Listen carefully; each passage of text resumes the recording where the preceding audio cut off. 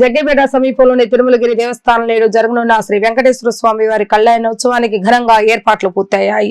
ఆలయ పరిసరాలను శుభ్రపరిచి పూలతో ప్రత్యేక అలంకరణలు చేశారు. భక్తుల రాకపోకలకు సౌకర్యాలు కల్పిస్తూ దేవస్థాన అధికారులు అన్ని ఏర్పాట్లు సిద్ధం చేశారు. ఆంధ్రప్రదేశ్ మరియు తెలంగాణ రాష్ట్రాల నుండి భారీగా భక్తులు తరలివచ్చి స్వామిని దర్శించుకుంటూ తమ మొక్కుబడులను తెచ్చుకుంటున్నారు. ముఖ్యంగా ఈ క్షేత్రంలో జరిగే కళ్యాణోత్సవానికి విశేష ప్రాముఖ్యత ఉండటంతో భక్తుల సందడి ఎక్కువగా కనిపిస్తుంది. భక్తులకు త్రాగునీరు, ప్రసాదం, క్యూ లైన్ సదుపాయాలు ఏర్పాటు చేయడంతో పాటు భద్రతా ఏర్పాట్లు కూడా కట్టుదిట్టంగా నిర్వహిస్తున్నారు. స్వామివారి దివ్య కళ్యాణం శాంతి శ్రేయస్సు కలిగించాలని భక్తులు ప్రార్థిస్తున్నారు.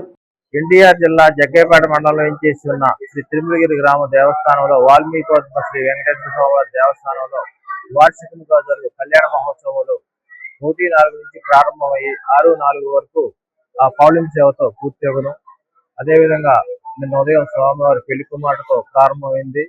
ఈ రోజు 2వ తారీఖున కళ్యాణ మహోత్సవాలు సాయంకాలం వైభవపేతంగా సుమారు 20,000 మంది వస్తారని భక్తులు అన్ని ఏర్పాట్లు చేయడం జరిగింది. వారందరికీ కూడా మరి భోజన వసతి, మంచినీటి వసతి కూడా ఏర్పాటు చేశాము. ఈ కళ్యాణ మహోత్సవంలో కూడా స్వామివారికి తిలకించడానికి స్థానిక శాసనసభ్యులు వారు కూడా వస్తారని చెప్పి ఉన్నారు.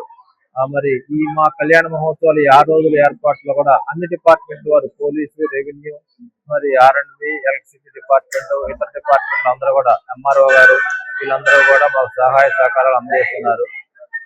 మరి ఈ 6 రోజులు కూడా భక్తులకు ఏ విధంగా అసౌకర్యం లేకుండా మా అత్యుత్సవాలు కూడా భక్తులందరూ కూడా ఏ విధంగా ఇబ్బందులు రాకుండా చూసుకుంటూ త్వరగా దర్శనం ఏర్పాటు చేసి వాళ్ళందరూ కూడా ప్రసాదాలు, ప్రసాద వితరణ కూడా ఏర్పాటు చేసి భక్తుల్లో ఏ విధంగా ఇబ్బందులు లేకుండా త్వరగా వెళ్ళి ఏర్పాటు చేయడం జరిగి వాళ్ళందరికీ కూడా ఏ విధంగా అసౌకర్యాలు చదువు పనులు కూడా వేయడం జరిగింది.